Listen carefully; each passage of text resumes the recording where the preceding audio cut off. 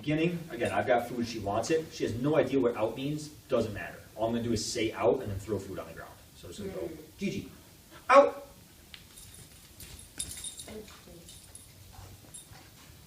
Out. So I'm just going to do this until I get basically a classically conditioned association, right? Okay. When she hears out, she's anticipating food on the ground. Okay. And it's going to make her basically drop what she's doing in that anticipation. Okay. So, out. Notice there's no reward marker here, because I don't need the reward marker. I'm Right. creating an association between out and the food. It's almost like I'm creating a new reward marker that Exactly. basically means food's going to fly on the ground. Exactly. Right? So a specific, it's basically a reward marker that indicates a specific reward placement or reward distribution. Okay. As this progresses, I'll start giving her something of low value. Same thing. Out, throw the food. Don't even wait for her to out it. Just out, throw food. And I'll do that until one day I say out, and before I throw the food, she's already spat out what she has in anticipation of food. Then I mark it. So then, now we're switching from a classical to an operant frame of mind, right? Where now I'm saying out, but the reason you're getting the food is because of that specific behavior. So that's where I introduce my reward marker in. So she would have, like, maybe a very stiff toy that's not that enjoyable to chew on, Yeah. And I go out, and she goes, tuh, yes, boom. And that's where I start making the food dependent on, or contingent on her behavior, right? So in the beginning, the food's not contingent on her behavior. It's just associated with learning, right?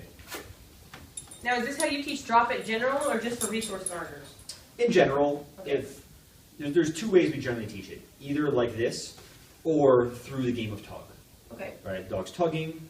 We teach them that if the tug goes dead, the only way to re-engage it is to spit it out, and then it starts up again. Okay. And then eventually we just pair that with the command. Okay. So if a dog likes to tug, that's usually how we teach it. It's just through play. Okay. Right. So, hey, out. Again, timing matters. Command before you deliver.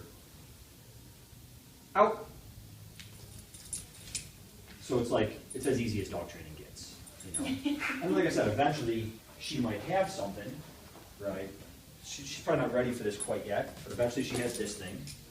I go, Gigi, out.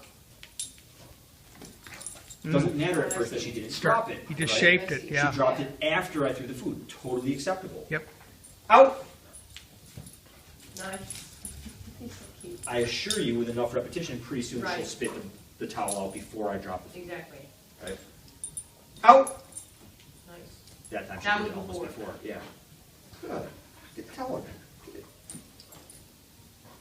Out. Yes. And then I just mark it. Right. So she's like, oh no shit. She already But knows. she's what a yes good means. demo dog too because she's Yeah. toy motivated and she's food motivated. Yeah. If you don't have a dog that cares about either, it can be a little difficult.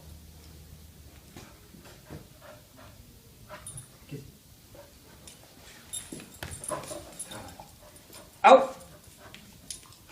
So I sort of anticipated that she probably wasn't going to spit it that time. So I Right. just, again, I don't want to. It's so early in the process that I don't want to necessarily move the food too far from the cue. Ooh, you found a freebie, huh? Gigi. Out. And this context too, out could simply mean like you're hovering over this thing, like that's Right, possessive, exactly. but you're backing off of it. Okay. That's what we're going to need for food aggression too, Exactly. right? Like, don't just out and then get stuck there. Like, don't out and hover. Like, out and back off. Out and move away from, because hovering is still possessing, right? Exactly. Gigi, out. Just associations. A few more sessions of this, like 2-3 sessions of this, little 5-minute sessions. She'd be spitting that thing out, right?